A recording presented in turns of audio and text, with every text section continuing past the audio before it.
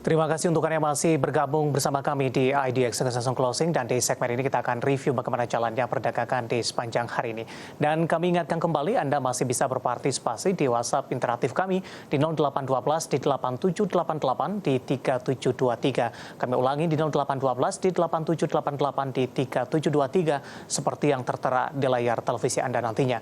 Dan saat ini kami sudah terhubung melalui Zoom bersama dengan Bapak Muhammad Syahrizanas selaku Relationship Manager Ajaib Sekuritas Asia. Langsung saja kita akan coba sapa Pak Syahri. Selamat sore, apa kabar Pak? Selamat sore Mas David. Kabar baik. Terima kasih Pak Syahri sudah meluangkan waktu di IDX Channel. Setelah menguat pada perdagangan hari sebelumnya, hari ini indeks harga saham gabungan kembali bergerak di zona merah, namun level 6.700-an tampaknya masih mampu dipertahankan.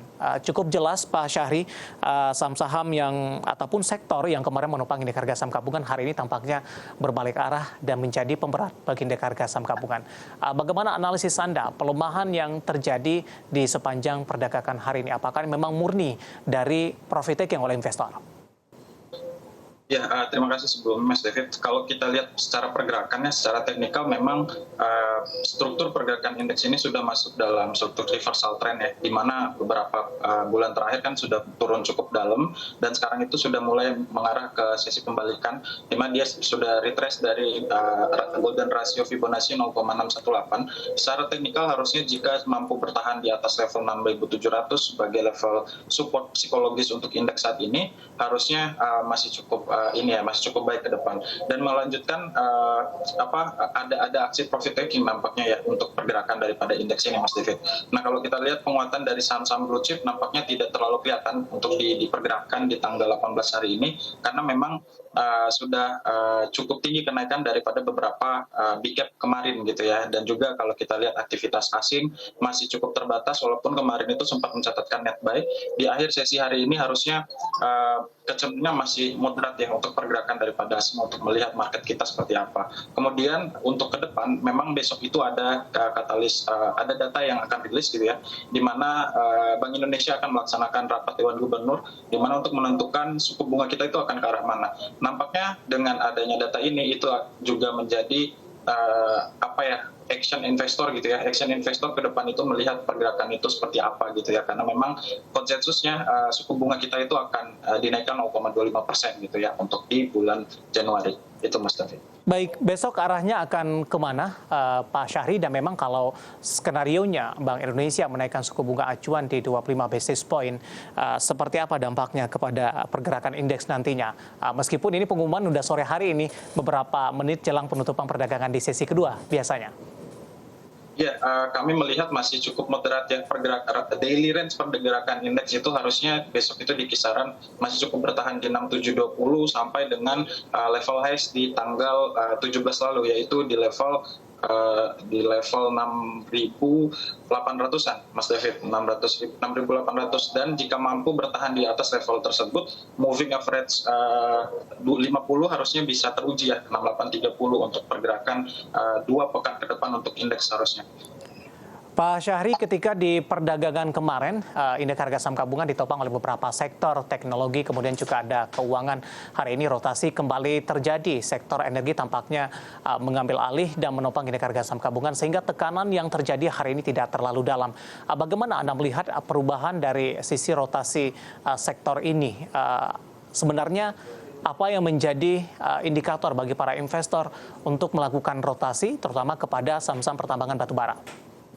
Iya, memang kalau kita bicara masalah bicara komoditas ya, untuk khususnya energi ini kan berkaitan langsung dengan pergerakan daripada harga komoditasnya sendiri. Kalau kita lihat untuk energi ini kan ada oil dan ada batu bara gitu ya. Kalau untuk pergerakan daripada oil sendiri semalam itu menguat dan batu bara sendiri menguat. Jadi alhasil untuk saham-saham di sektor teknologi itu mengalami penguatan untuk hari ini. Cuman jika kita melihat katalisnya itu masih cukup negatif di tahun ini ya untuk batu bara sendiri. Namun untuk minyaknya sendiri penguatan atau OPEC Plus gitu ya, yang menjadi salah satu produsen di minyak sendiri optimis gitu ya untuk terkait pasar minyak di tahun 2023 dan memangkas produksinya gitu ya Mas Davidnya. Jadi indikasinya ini masih cukup kuat gitu ya. Ini kaitannya sama saham Elsa, kemudian saham Medco gitu ya. Kemudian untuk saham-saham batu bara, kecenderungan memang yang masih menarik dilirik oleh investor itu adalah dari sisi dividend yield gitu ya. Karena memang yang sudah mulai hadir gitu ya di kuartal pertama untuk melihat full year di 2022 itu full year-nya bagaimana gitu ya untuk pergerakan daripada saham-sahamnya. Baik, tapi secara teknikal Pak Syahri, bagaimana Anda melihat posisi saham-saham yang ada di pertambangan batubara ini setelah mengalami koreksi yang cukup dalam sejak awal tahun 2023? Iya, kembali lagi kalau saya masih cukup menjagokan untuk saham Adaro ya Mas David ya. Kalau kita lihat seperti ada ketiganya itu ada Adaro, kemudian ada ITMG yang cukup besar juga membagikan dividen. Nah untuk Adaro sendiri 3170 untuk sekarang itu harusnya menjadi titik balik daripada penurunan yang sudah terjadi. Karena memang ada gap yang terjadi juga ya di 30 Desember 2022 lalu di 3320 harusnya bisa teruji dan itu pun ada moving average 20 di situ ya. Jadi ada indikasi untuk menguji level-level penguatan lanjutan untuk Adaro.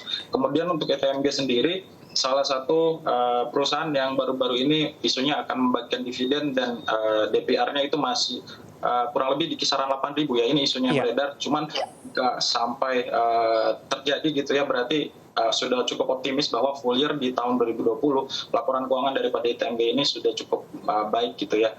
Nah untuk target price untuk ITMG sendiri secara teknikal dengan volume yang cukup terbatas di 28 di level sekarang gitu ya, level resisten untuk ITMG sendiri itu di level 37.100 Mas David.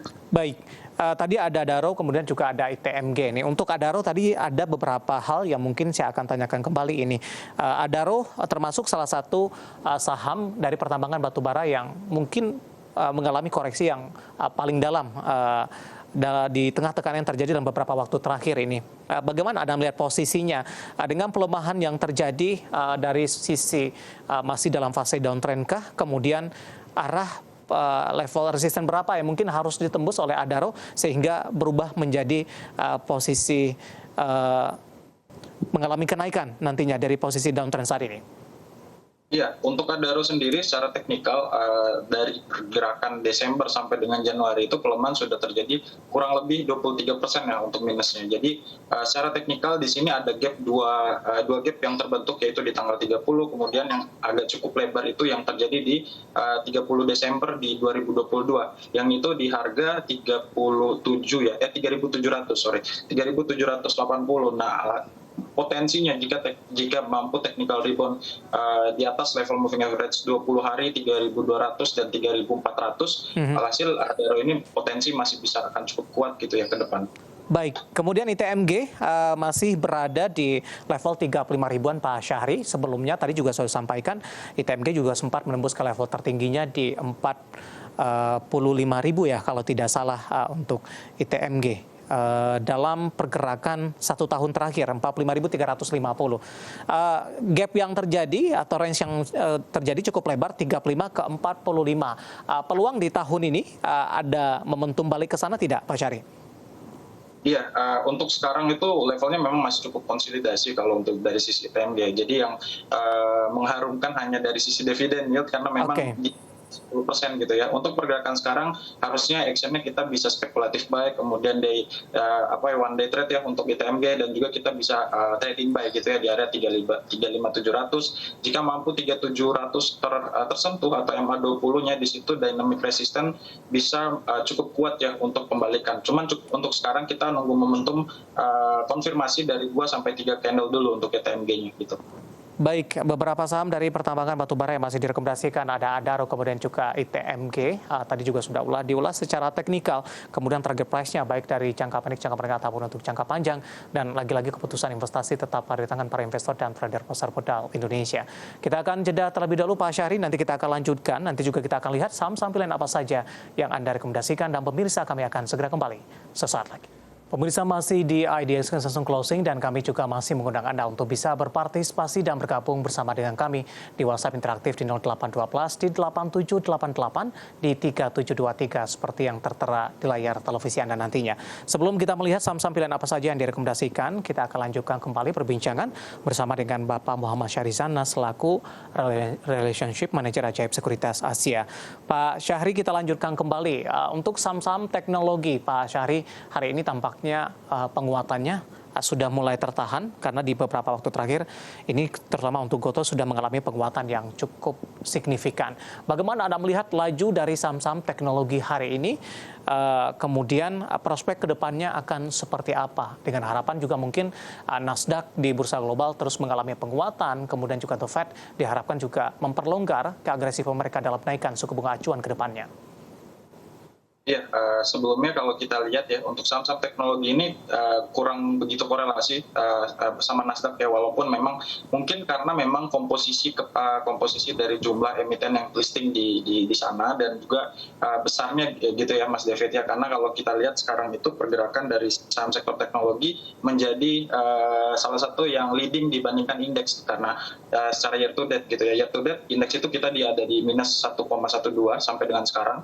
Pergerakan untuk yang paling kuat itu ada di teknologi dan basic material memang untuk 3% dalam secara year to date ini, dan memang ditopang oleh pergerakan daripada Gotoh sendiri yang memang sudah yang memiliki bobot tertinggi gitu ya di market.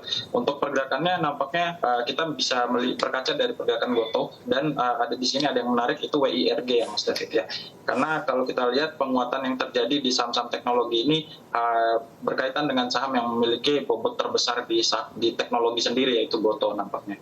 Oke, untuk Gotoh hari ini ditutup flat di 114, Pak. Jangka pendek dan menengah arahnya akan kemana? Ya, untuk Gotoh sendiri cukup kuat di atas moving average 20, pergerakannya volume juga masih stabil di range seperti kemarin, average kemarin gitu ya, atau jika mampu bertahan di level 100 gitu ya, 105 bahkan di level support 107, alhasil dia ini mampu untuk di hold sampai dengan target price terdekat yaitu di 124 sampai dengan 127. Bagi investor yang baru ingin masuk ini, direkomendasikan tidak, Pak Syahri?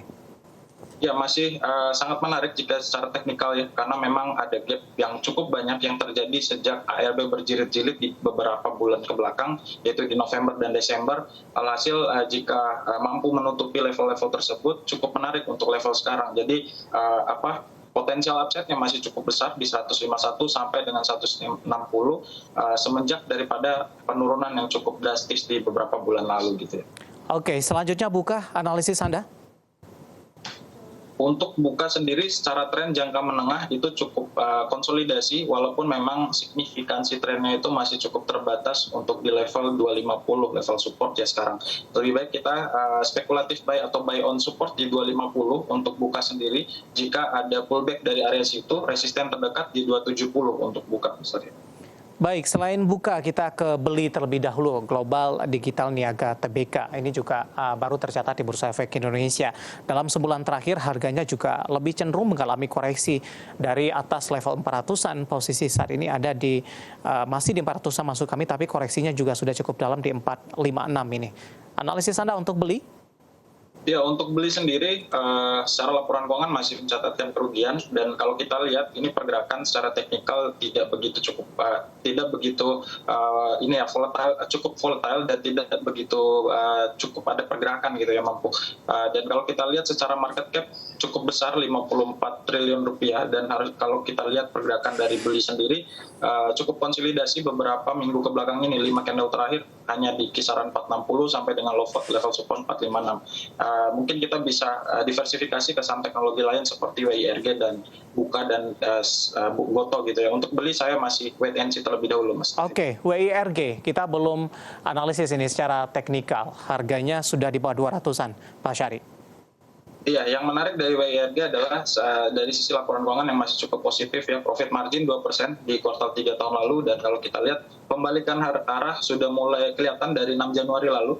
Jika mampu bertahan di atas moving average 20, yaitu di level 128 sebagai level support dinamiknya, harusnya level resisten terkuat di 174 bisa tersentuh ya untuk WIRG.